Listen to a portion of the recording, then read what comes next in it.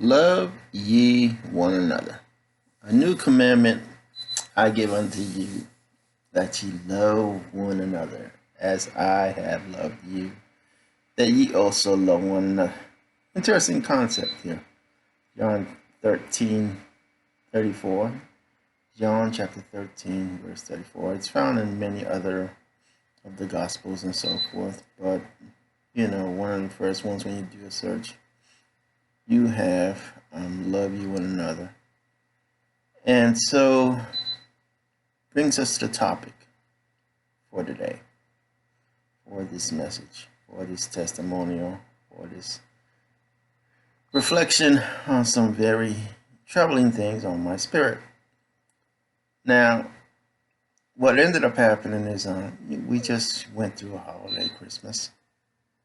And while I was going through the holiday, I just had reflected on. Usually we have one main church we go to, and we have, when that one's out of service for the youth program is out, we'll go to another one, because the main one is basically for my kids, and secondary one is wherein I basically go ahead and indulge in my culture and or indulge in a different culture. Unfortunately, churches here in North Carolina are separated or segregated or aligned via culture. So the one that they love is it's a Caucasian church, and they get along well with members there. And I like praising God in my native language, I tell you the truth. And so that can only be done at a Hispanic church. And there's also elements of a black church, which when I got saved, it was through a black church. And that sort of instilled or reminded me of my my inquiries when I was a young child, about 12 years old, saying, we attended the Catholic Church and we saw the Hispanics there all the time, but we can never find the black folk, and always wondered where the black folk were. And it turns out the black folk were in the black church. So when I got saved, I went ahead and started attending a black church through that ministry, who was offering healing of my condition, physical condition. That was the main selling point, and blessings and all this other stuff. If you just tithe and fast a little bit more and pray a little more, God's going to bless you, so to speak. Getting back to this love one another. So during the holiday, I realized, dang, last time I went to the Hispanic church was in October. And hadn't noted, because usually when the Caucasian church is off, I would go ahead and go to Hispanic church. But what ended up happening is various series of events, wherein my brother had events, or some other folk had events on the days we were off. So I went ahead and attended those events instead of going ahead and taking care of business and continuing my routine. So I went in during the holidays, December, to the Hispanic church, and it was devastating. I made the U-turn to turn in to the campus, and I see this wonderfully beautiful marble structure with nice rounded stones at the bottom, white pearly stones at the bottom, and oh my gosh, it's like a Parker, a monument, a cemetery, like the most beautiful piece of marble I can see, black, and it was gorgeous, and it had its own setting. Now this replaced the church's electronic sign. The church had an electronic sign, wherein on the electronic sign it had the Caucasian services and Hispanic services were being announced. But in place of that was this nice marble sign. Oh my God, it was so beautiful. But it devastated my heart. It showed, oh my gosh, they're moving up. They have lavish things now, and the church is, wow, this is great. But then I looked and I said, oh my gosh, how could this happen?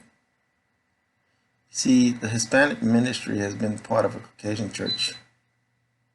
And the Hispanic ministry there has been there for more than 5-6 years. Actually, I went up there in 2012, fleeing my home church due to being stalked by my ex-wife and her boyfriend. So I knew she couldn't find me if I went to church like 10 cities away and 30 minutes away, instead of going up the block to my neighborhood church. So and she couldn't find me. She didn't know where the heck I was at. So she couldn't stalk me, or if she could stalk me, she wouldn't waste the gas to go drive all the way up to those different cities. But so that was 2012 when the divorce started and all that. When I started leaving the home church around down the block, and what ended up happening is that I know they had been there at least 3 to 4 years. So you're talking about a total of a Spanish ministry being there for about 6 to 8 years. 6 to 8 years. Subdivided in a church, Caucasian church. 6 to 8 years they've been there. So this marble sign had a devastating effect. You know why? Because it didn't have the name of the Hispanic church there. No permanency. No, yes, love one another, incorporate one another. We are part of one big family. Now it's like, this is such and such church, and we will not announce to the world or share the glory of the fact that we have an Hispanic ministry here. Instead, a wonderful ministry within that Caucasian church, which is divorce care, had a sign on the street sign. They ran out of space. You know, the main sign had been used by the Caucasian and Hispanic church originally, the electronic sign. And so there was no other sign to go ahead and use to announce the divorce care group. So they had a big old sign on the side of the road. And it's a fabulous ministry, but guess what was missing? The divorce care sign was gone. And in place was the Hispanic ministry sign thereat. And so the divorce care sign was always meant to be a temporary fix, because it was something announcing a service that had begun within the past year or two. And so it wasn't really, they had put up the sign just to let people know they were there. I believe that was in like 2016 when they put up the sign. Awesome ministry. But here they had to take down their sign so that the main Hispanic ministry that's been there for years could place their sign there.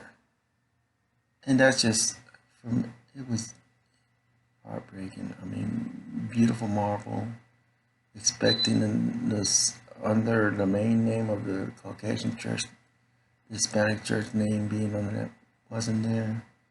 So, and not only that, that Hispanic sign was all the way down the road. Not at the beginning, so you could quite literally miss it. If you're driving too fast, by the time you see the sign, you can miss the church altogether. So, this is a common thing in the Caucasian churches here. I have one here locally in the neighborhood. And the one here in Wendell,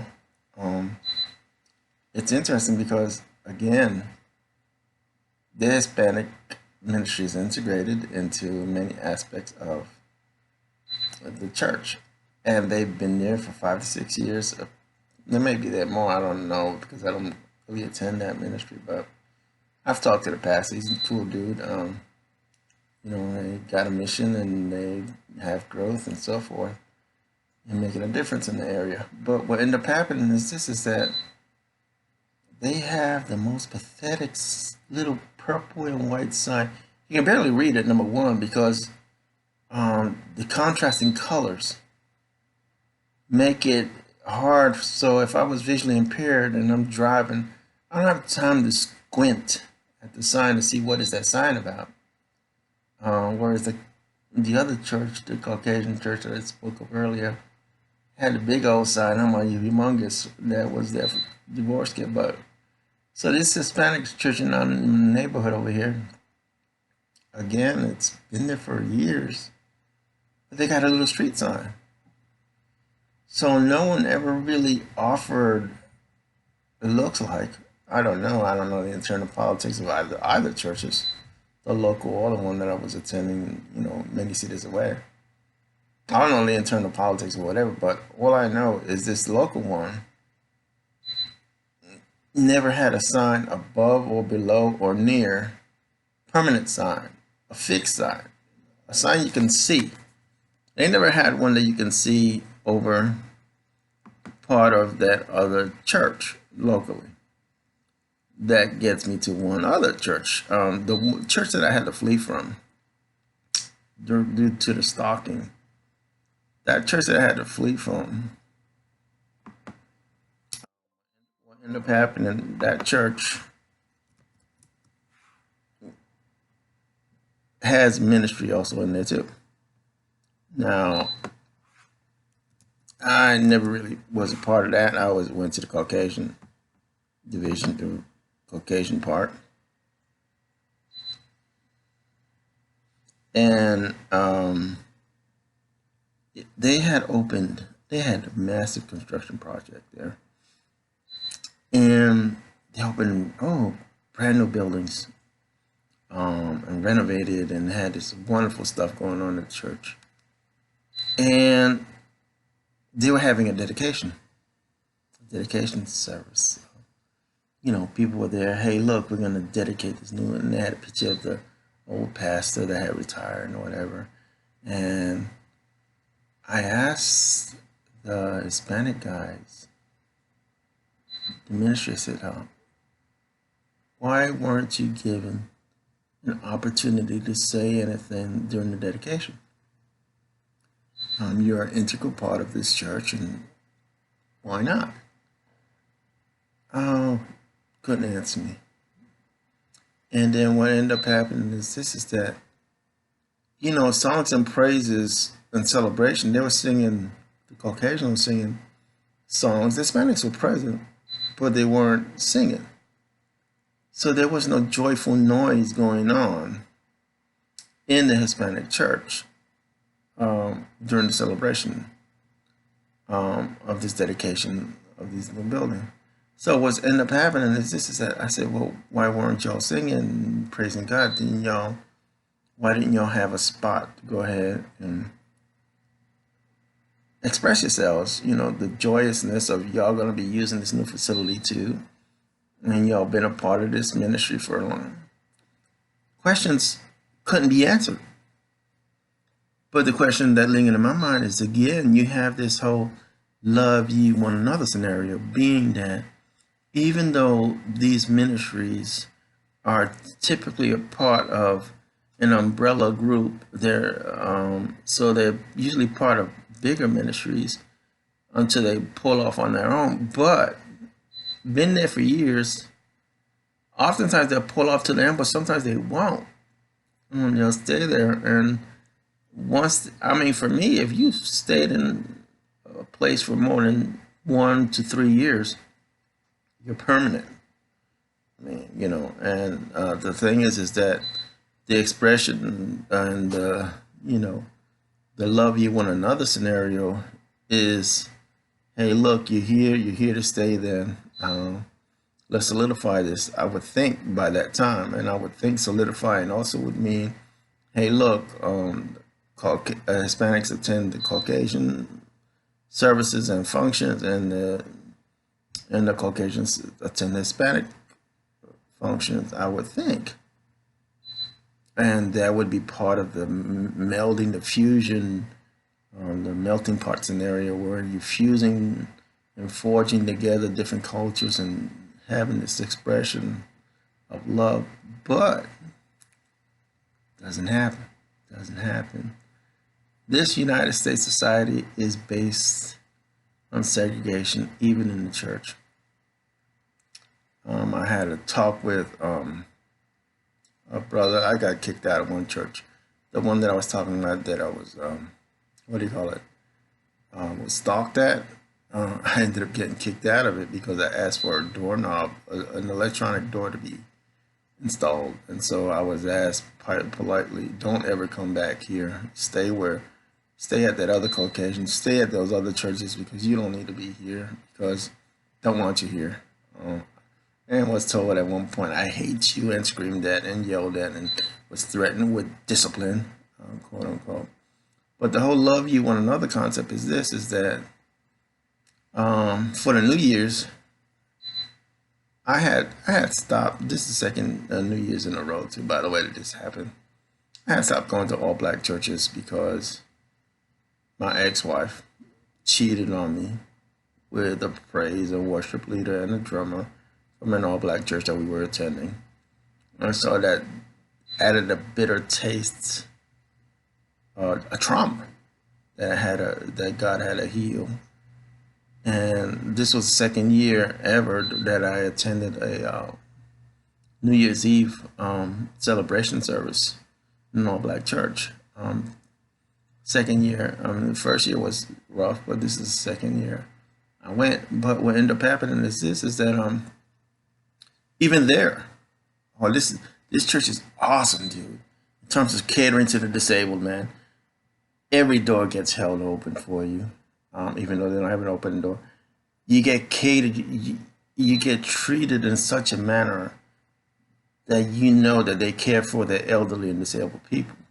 I had to fight for a parking spot in the sanctuary, not in the parking lot, in the sanctuary, because there's so many disabled and elderly people there. And that was awesomeness of that, and just the way they treat you, they talk to you, and they engage you. It's a different scenario that you feel like they want you present. But 2020 was the message of that church for the New Year in 2020. And you look over at the congregation, and you see an all black congregation, all black church, all black congregation. Getting to what I was talking to this guy about, brother in the Lord, on Sunday. I said, will you join me? We're going to go to where the church where I was stalked at, and the church I got kicked out of, and just going to show up on a Sunday morning from 8:30 in the morning until about 1, and all we're going to do is open the door for people. That's it. Open the door for people and welcome them to the church. That's it. He said he wouldn't join me. But the thing is, it goes to that aspect of love ye one another. If you're disabled, no, we won't put an automatic door opener for you. And we won't make you feel, that's the one that I was stalked at again. We won't make it so that you feel a part of this church.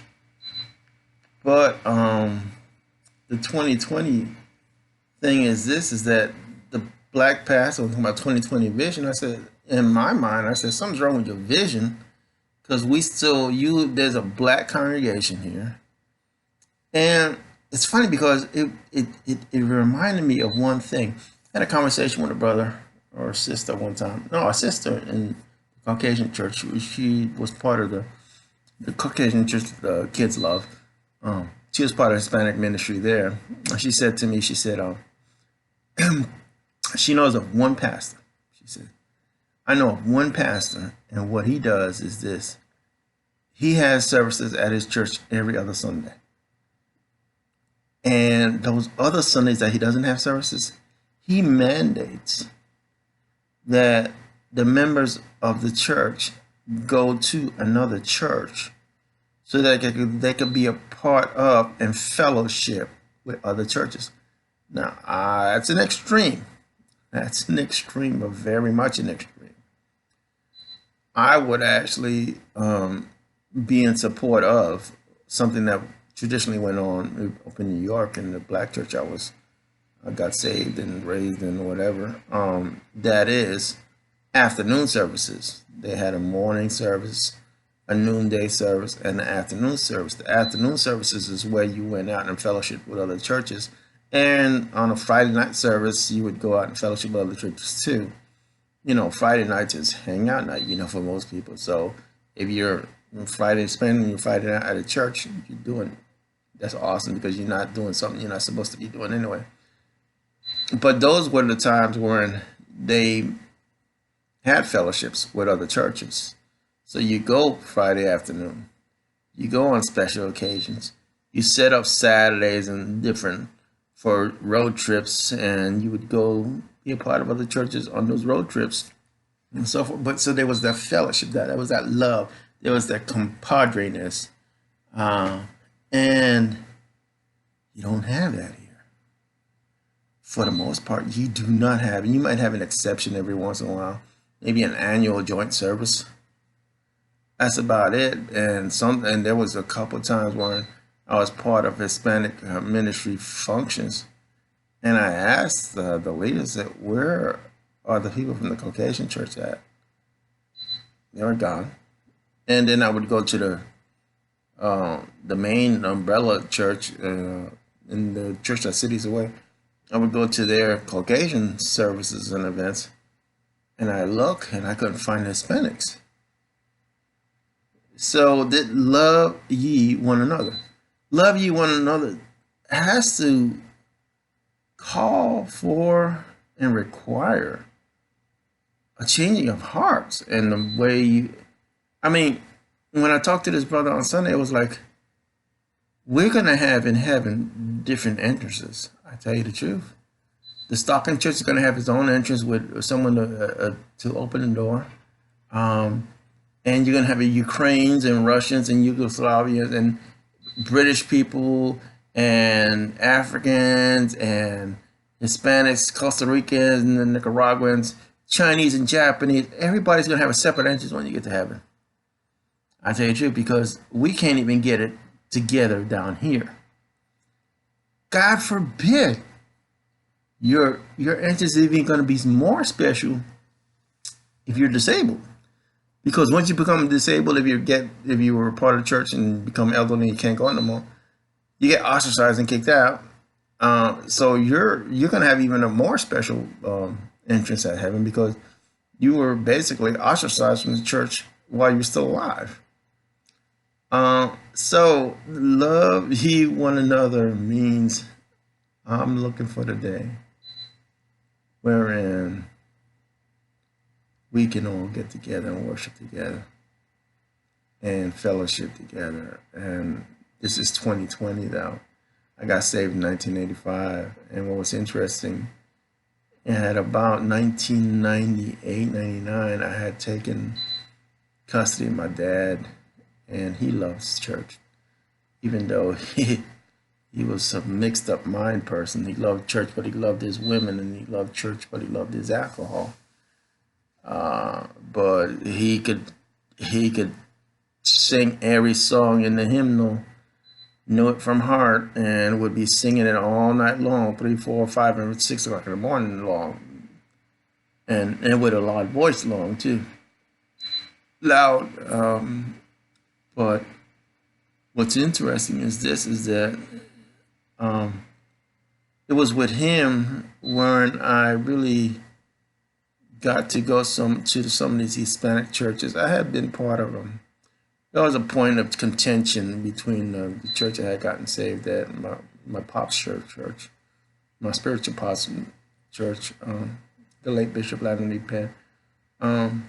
There was a contention wherein they kept saying, "You're black, you're one of us," and I was the only Puerto Rican there. You're black, you're one of us. So, and I got tired of being called black, whatever, and so I left out for a little bit, and I went out to Hispanic ministries up in the Bronx, New York, and so forth, and several cities away there. And they had this wonderful thing where on Friday and Saturday nights, church was open 24/7, and you could go and pray and sing and read, and they had a separate a section of the church where they just open door 24/7 on the weekends, which is great. Young people would go hang out and then go play. They had a place for their own, called their own, wherein they could fellowship together. And it was through those ministries that I got in touch with Hispanic ministries, which I ended up, me and my dad would walk the streets going to churches on Friday nights for him, and he loved it. I knew where the churches were at because I was in contact. I feel at home in any church. I can go to a Caucasian church and feel at home. I could go to a black church and feel at home. And I could go to, the other things, the language barrier on the other types of churches, Cambodians or whatever, and Chinese and Japanese. I just don't have the language skills, and they don't have the outreach for that. But well, anyway, what ended up happening is that love, I feel like that love you one another is more incorporated with me because I'm able to go and I sit in different churches, and sometimes my spirit yearns for a black spiritual song. Sometimes it yearns for a nice Holy Ghost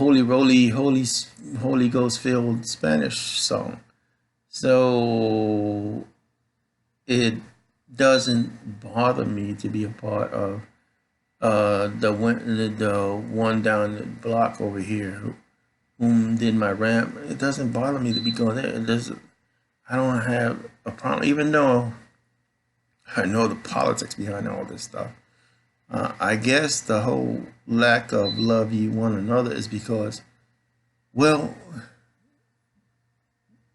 the local one and the one I was talking at are part of the Southern Baptist Convention, and they're of the Republican point of view. And I guess by putting a Hispanic sign out there, you might be betraying their party. Party and politics shouldn't be one anyway. It should be just about love, but unfortunately it is about parties and politics in this society over here. But I'm looking and praying for the day where love ye one another includes a comprehensive blank check of, I don't care what your skin tone looks like. I don't care whatever. As long as you say you're called by name and you have some evidence behind it. And I say I'm called by his name and I have evidence behind it. That we can sit and pray together and worship together and be at the same service. So 2020 vision, the challenge is for me is that I would hope the churches that have these visions for 2020, the year, include a vision of inclusion. And I'm not sure, I feel like he's coming at any moment. The Lord and Savior is coming at any moment. So sort of winding now, I'm sort of prepared to go. I'm tired of suffering, but God is good. But anyway, 2020, I would think at some point in time would include a vision of, yes, we all love one another, and we'll go ahead and make it our motto, make it our life, to go ahead. In other words, have the fruits of the Spirit actually present and embrace one another and fellowship one another and be with one another. Hopefully it'll come to realization at some point in time. Don't know, probably will be chastised for saying this, but I'm hoping that you incorporate that in your life and as part of your theology. Hope this helps. Just something to think about.